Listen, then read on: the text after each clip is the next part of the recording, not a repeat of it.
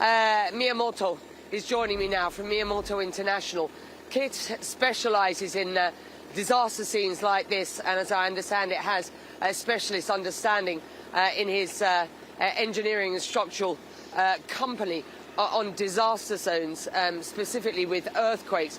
Kit, we've been explaining that the scene behind me here, which is obviously echoed across this region, is still a live search and rescue scene, which I think to many of our viewers will be a real surprise, given that it is -6 and we are 50 hours into this effort. Just explain what you understand, given your experience, to be going on behind me at this point. Yeah, thanks, Becky.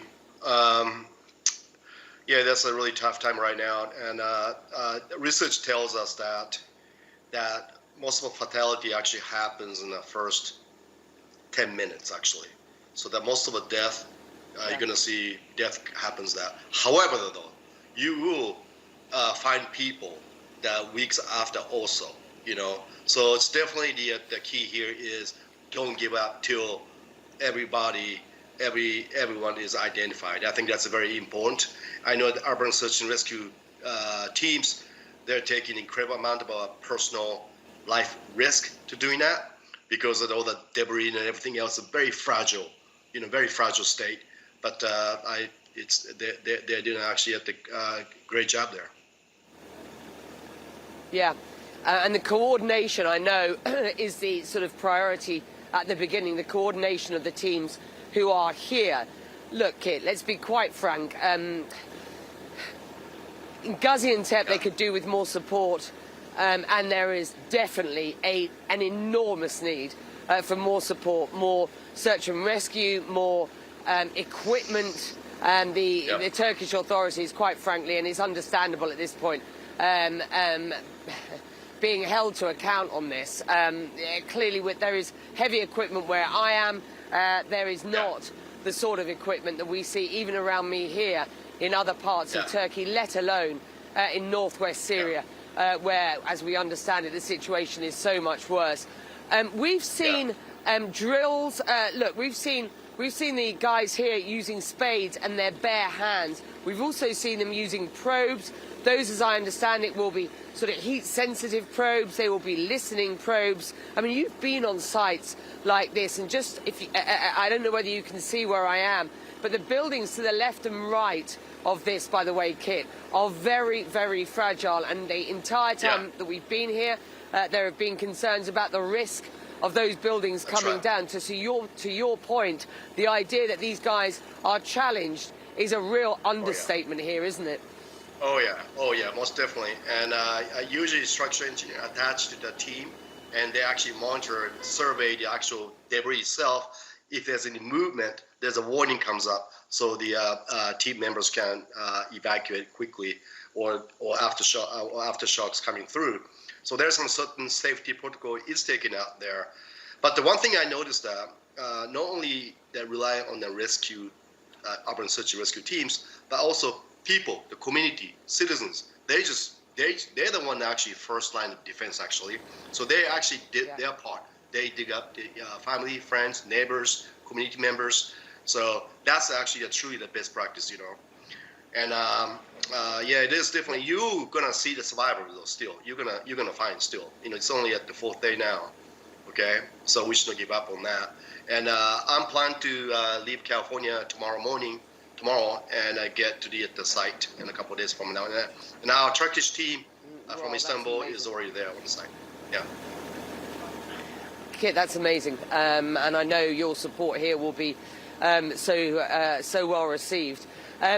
We were talking about there the support that the local community has provided, and you're absolutely right. It's been absolutely critical, and therein lies some of the complaints that we're hearing now from many members of these local communities saying, where is the support not only on the site, but where's the support for those who have lost their homes as well?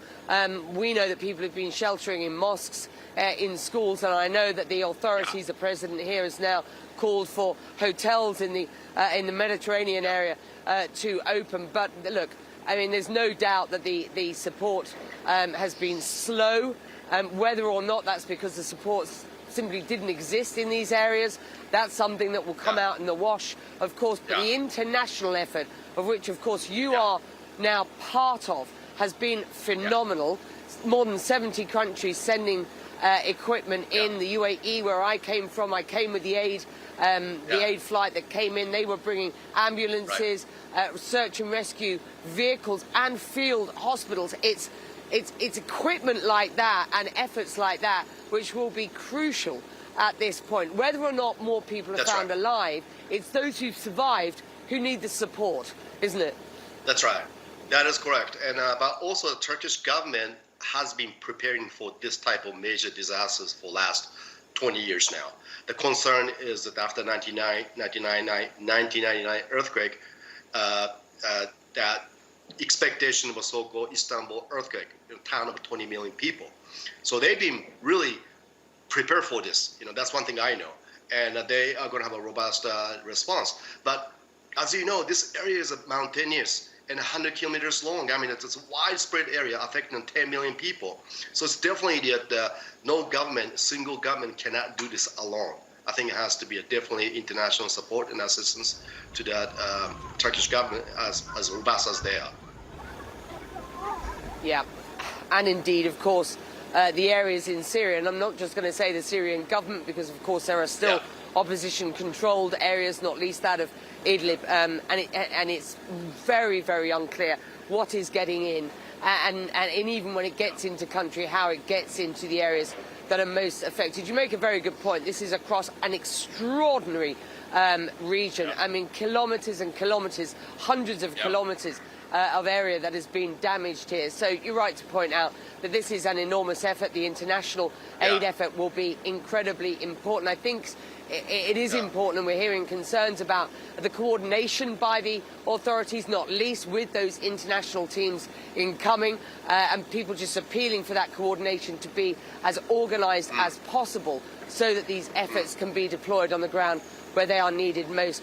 We appreciate it, and listen, the people of Turkey and of Syria, if that is where you can eventually get into, I know will be appreciating your efforts and those of the other members of the international communities. We thank you very much indeed for joining us today. Thanks so much. John, that's the picture.